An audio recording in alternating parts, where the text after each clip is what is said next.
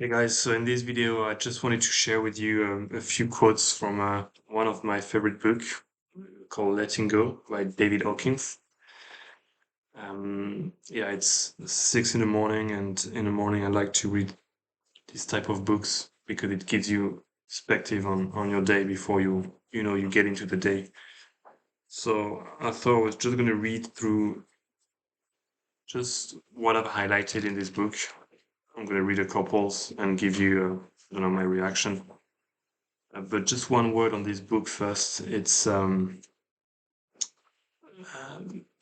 it's basically a book that tells you about the process of letting go of your emotions. And I like it because it gives you like a clear sort of scale and process you have to go through. Um, so it gives you like this scale of emotions, of all the emotions you have to go through to reach, well, ultimately enlightenment, where there's no where you're not experiencing emotions as something that is personal anymore. So let's just get started with first quote.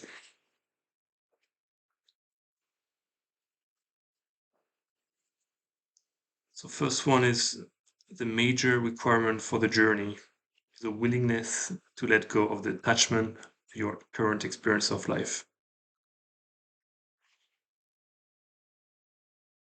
Okay, I'm not going to give more context. I think it's sort of self-explanatory.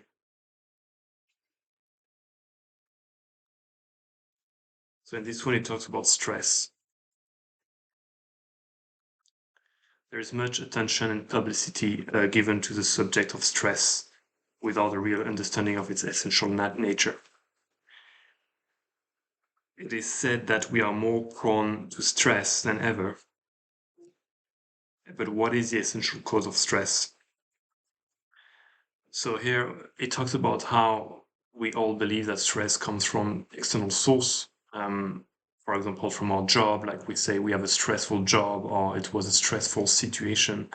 So we believe that the stress is coming from what's happening in our life. But what he said that it's the real source of stress is actually internal. It is not external, as people would like to believe. The readiness to react with fear, for instance, depends on how much fear is already present within to be triggered by a stimulus. So what he's saying is that stress is already within us, the emotion of stress is already within us, and it's the external events that sort of trigger this emotion in us. And we can feel that because stress um, is experienced in our body. It's like a physical sensation, just like any emotion. The more fear we have on the inside, the more our perception of the world is changed to a fearful, guarded expectancy. To the fearful person, this world is a terrifying place. And I like this one because, so yesterday I did my first improv show, something I would have never been able to do, a few years ago. Um, and when I came to the show just before with my team, people were very stressed. They had a lot of anxiety, and what I noticed is I had none. And I don't say that to show off. It's just the emotion was not present in my body anymore. So even if I was trying to look for the emotion of stress, of anxiety, it was not present because I sort of managed to let go of it, and or maybe let go enough of it so that it's not triggered by the situation, which was doing a improv show in front of, I don't know, there was 30 people.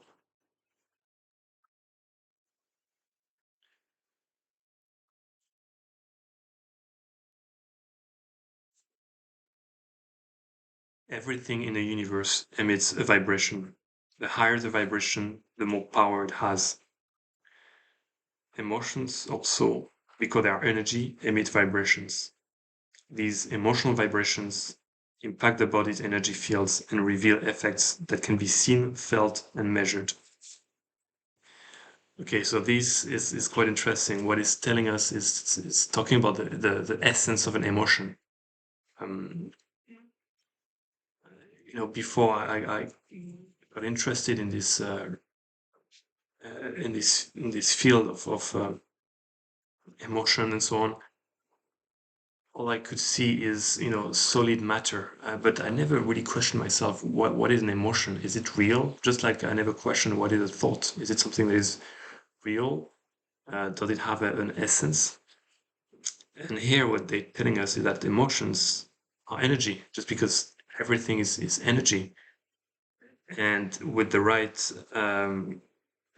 technique, you can actually capture this energy field. So here, what they talk about is that they've done experiments where someone who took photography of someone and they could see the energy field and how their emotions changes. You can see how it impacts the energy field around them. So it's something you can actually capture. When we talk about the aura of someone, or someone has a big aura, when they get into the room, you can feel them. Um, it's not a way of speaking. You can actually feel them, and you can feel their energy field. And maybe you've noticed that if you're in the dark, um, like complete dark, but someone get close to you, you can actually feel them. You can feel their energy field. If they put their hand next to your face, even if you don't see a thing, you will feel something. Just like you feel when someone is in the room. It's quite interesting. Or when someone has a very negative energy and walks into a room, you can also feel it. There's something here.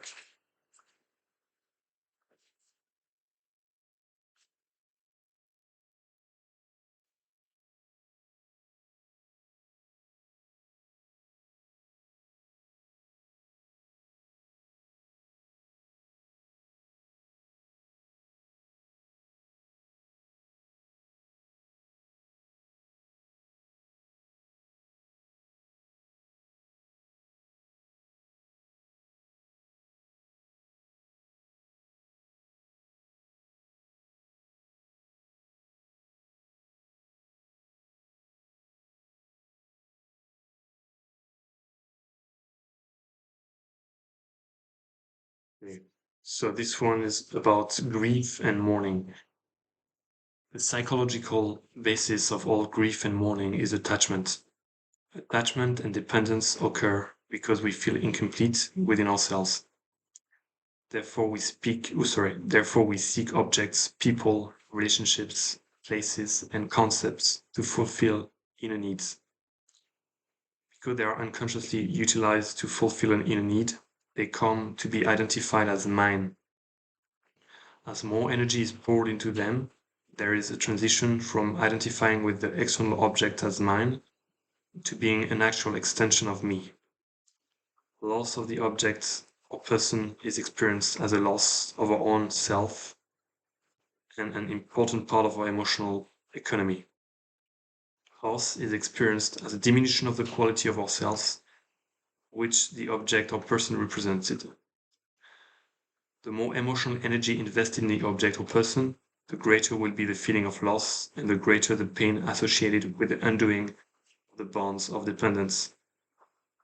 Attachment creates a dependency, and dependency. Uh, okay, there's a typo here. Because of its nature, intrinsically carries with it a fear of loss. Okay, so that's super important because we all live with a lot of attachment. So attachment to people, I think, is the biggest. The attachment to your loved one, like your girlfriend or your partner. Um, and what what they say here is about with the attachment comes a fear of loss because we feel what we experience, and what the big mistake is we believe that they complete us, and that if they leave, we sort of lose part of ourselves. And I think it's massively reinforced by our culture, like all the songs, "Can't Live Without You," and all those type of song um, express uh, basically that the person is living on has a big misunderstanding of what love is, and that you don't need anything external to feel complete and to feel loved. Um, so yeah, so I'm gonna yeah. So I hope that that was interesting to you, that inspires you. I'll probably do more in the future, but I want to keep these videos fairly short. So thank you. Have a good day.